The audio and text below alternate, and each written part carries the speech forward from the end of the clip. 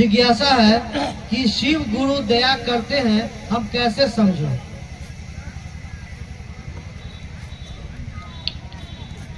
गुरु दया करते हैं कैसे समझें? आग छूने से हाथ जलता है, हम कैसे समझे? आग में हाथ डाल दीजिए, बुझा जाएगा कि हाथ जलाता है कि ठंडा लगता है। महादेव को गुरु मान लीजिए और जो गुरु ने कहा है उस काम को करिए, आपको रास्ता मिलेगा, फायदा बुझाएगा तो मन बुझेगा कि महादेव दया करते हैं। दूसरा जिज्ञासा है, कहते तो सभी हैं कि साहब की बानी पे चलना चाहिए, फिर चलते क्यों नहीं? सरकार कहती है कि सड़क पर बाएं चलो, आप दाहिने काहे चलते हैं? हमरा मन, आप मन के गुलाम है। और जब ठोकर लगेगा, गोड़ हाथ टूटेगा, आ जाइएगा कंपनसेशन मांगने तो पूछेगा कि केने चल रहे थे? तभी सड़क पर दाहिने चल रहे थे। नियम को पालन कीजिए।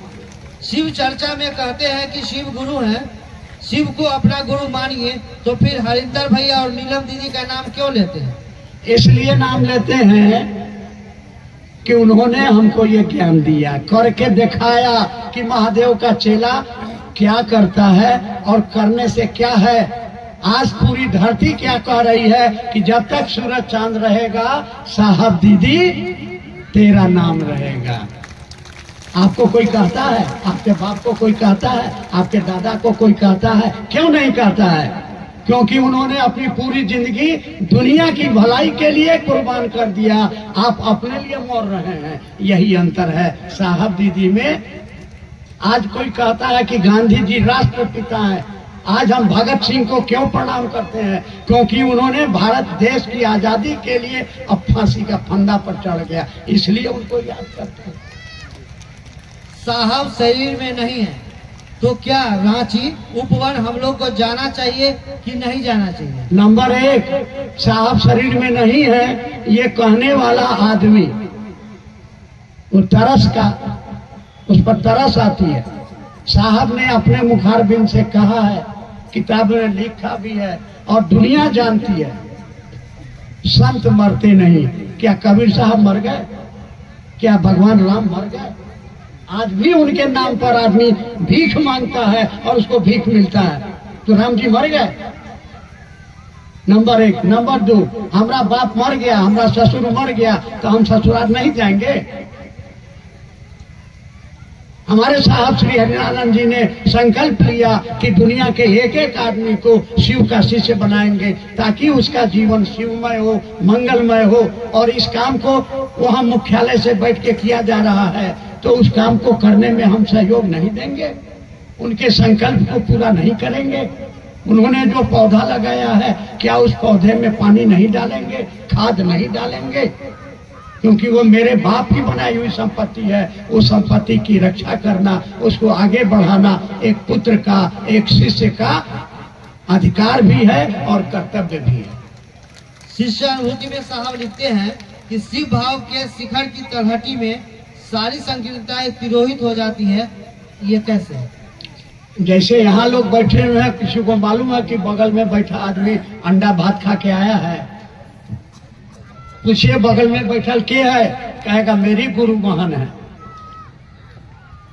यानी आपके मन में जो संकीर्णता थी पहले, अभी हम लोग हाल में एक जगह गए थे कि वहां पर अगर आप मछली खाने बैठ गए तो वो गुरु बहना और गुरु भाई भाग जाता था, छत पर भाग जाता था। घृणा उसके मन में थी कि इसका सुगंध दुर्गंध भी मेरे नाक में चला गया तो हमारा खंडित हो जाएगा। और उस महिला ने, उस गुरु बहना ने हम लोगों को अपने घर पर बुला के और परोस के मछली बना के खिलाया। ये है सारी संकीर्णताएं तिरोहित हो गई। आपके मन में ख्याल था ना कि छोट जात के है, ये मछली माछ खाई है, ये बदमाश है, ये बड़ जात के है। ये जो घृणा का भाव था, ये छोटपन का जो भाव था, ये जो अहंकार था, जैसे आपने शिव को गुरु बनाया, यहाँ सब बैठे हुए हैं, पूछिए ये कौन है तो मेरी गुरु बहना, ये कौन है तो मेरा गुरु भाई। किसी को पता नहीं है कि ये शाकाहारी है कि मांसाहारी है, छोट जात के है कि बड़ जात। यही संकीर्णताएं तिरोहित, मन में ख्यालो नहीं है। गुरु बहन संग जो फल नहीं खाती थी, हाँ, ये उल्टी नहीं हुआ। एगो गुरु बहन को फल खाने से उल्टी हो जाता था, कल उसको खिलाया गया, उल्टी नहीं हुई, संकीर्णता भाग गई। अरे दिया जलाइएगा, घर में अंधार है, इसका माने कि दिया नहीं जला है, दिया जलेगा तो रोशनी हो जाएगी। आगे बढ़िए। दया और कृपा में क्या अंतर है? कृपा में है करोगे तो पाओगे, करोगे तो पाओगे। दया का माने है कि हमने कुछ नहीं किया है फिर भी हमको चाहिए। एक रिक्शा वाला यहाँ के कलेक्टर साहब के चिट्ठी लिखेगा कि हमको 4 दिन का छुट्टी चाहिए, उसको कोई छुट्टी देगा? कहेगा कि तुम हमारे यहाँ काम किया है तो तुमको हम छुट्टी दे, करोगे तो मिलेगा। मोक्ष मूलम गुरु कृपा, गुरु ने जो कहा है उस काम को करोगे तो गुरु की कृपा होगी। दया का माने हम नहीं किए हैं फिर भी हमको चाहिए। जैसे आपने हत्या कर दी है, सुप्रीम कोर्ट तक आपको हो गया कि फांसी की सजा, लेकिन उसके ऊपर भी है, इस नियम के, इस कानून के ऊपर है, राष्ट्रपति को अधिकार है, वो इस नियम को भी तोड़ सकता है। एकदम ठीक है कि आप हत्या किए हैं, सब प्रमाण है, राष्ट्रपति माफ कर देगा। ये है दया। तो गुरु की दया आपके कर्मफलों को तोड़कर आपको जीव से शिव बना देती है। गुरु की दया में यह पावर है कि आपने गलत किया है, आपको माफ कर देगा। ये दया गुरु आदेशित अनुसार करने भर से गुरु की दया मिलती है। और गुरु का आदेश क्या है? गुरु का आदेश क्या है? ईमानदारी से दूसरों को कहो कि महादेव मेरे गुरु है, आपके भी गुरु हो सकते हैं, आपका भी भला हो जाए, भला हो जाए। इसी में भला हो जाता है कब? जब आप कहते हैं कि 5000 रुपया देवा तो तोरा यहाँ चर्चा करवा, तब भला होने लगेगा, मिल जाएगा, बाद में भला होगा। यही है दया। शिव की शिष्यता में वक्ता और श्रोता में क्या अंतर है? शिव चर्चा करने वाले लोगों पर ही महादेव की दया होती है या शिव चर्चा सुनने वाले लोगों पर भी महादेव और साहेब दीदी की दया होती है? स्पष्ट किया जाए। हाँ, दया हुई इसीलिए आप सुनने आ गए, दया हुई कि आप बोलने आ गए। बिना दया के यहाँ कुछ नहीं होगा। शिव चर्चा में पत्नी को गुरु बहना और पति को गुरु भाई क्यों कहते हैं? हम कैसे कहें? स्पष्ट। आप जब बोल बम में जाते हैं तो वहाँ पत्नी को क्या कहते हैं? बम। पत्नी भी पति को क्या कहती है? बम।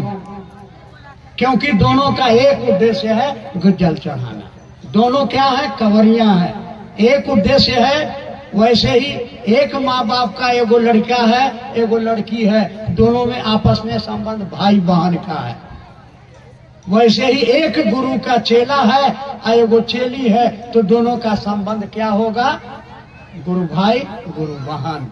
न वहाँ कोई पति है न कोई पत्नी है। आप पति पत्नी रहिए घर में, सांप सड़क पर चलेगा टेढ़ा, और जब बिल में जाएगा तो सीधा चलेगा। वैसे सारे संबंध आपके स्थान और पात्र के अनुसार बदलेंगे।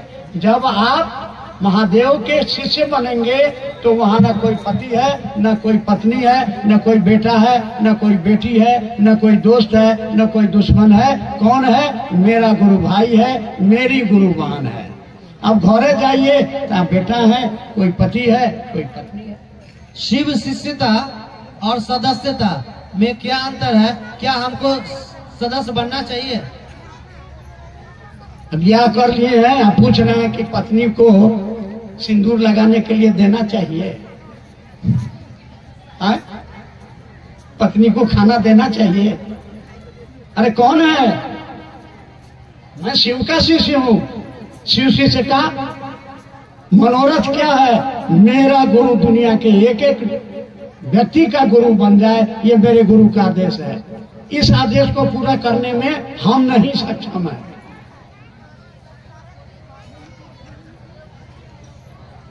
हम सब जगह नहीं जा सकते हैं,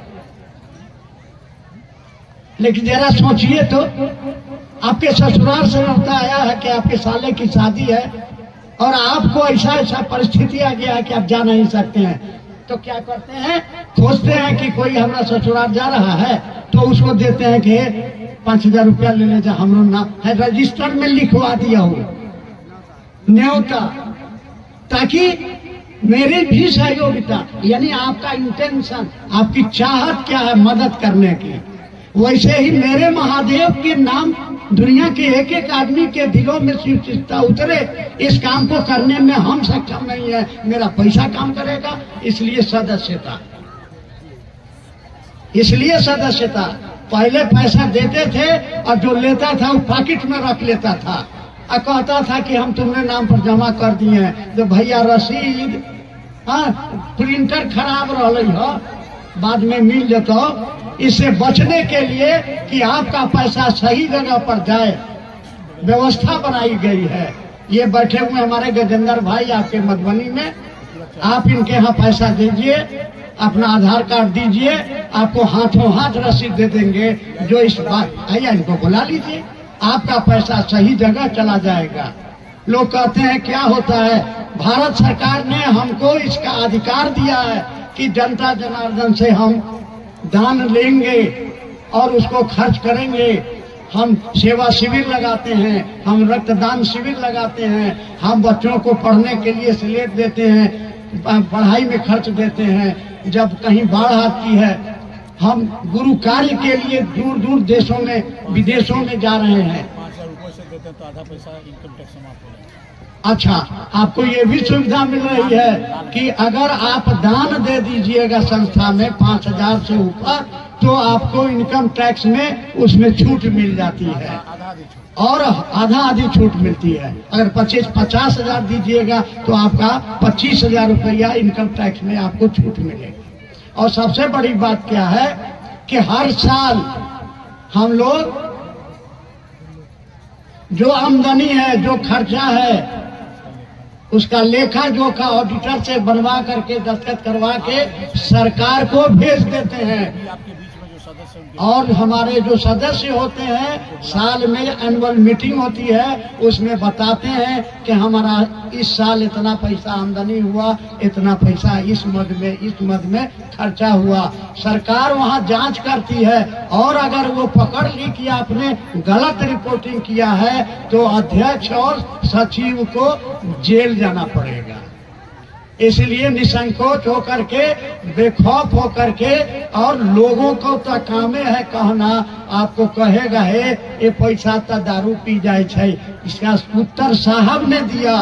आपने जिस मंशा से पैसा दिया है, महादेव सूद के साथ आपको वापस करेगा। उस पैसे का कोई दुरुपयोग करेगा, दारू पिएगा, मौज मस्ती में खर्चा करेगा, उसकी सजा उसको मिलेगी। आपकी मनसा क्या है? आपकी मनसा अगर है कि मेरे महादेव का काम हो, लोगों का जीवन में रोशनी हो, लोगों का भला हो, तो कर भला। तो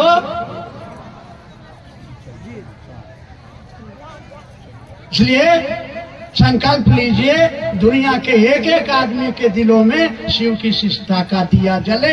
साहब दीदी के इस संकल्प को हम और आप मिलकर पूरा करेंगे। इसके लिए अपने महादेव से दया मांगे, साहब दीदी से आशीर्वाद मांगे और इस काम को करिए। सबके चरणों में मेरा प्रणाम। चलिए भैया के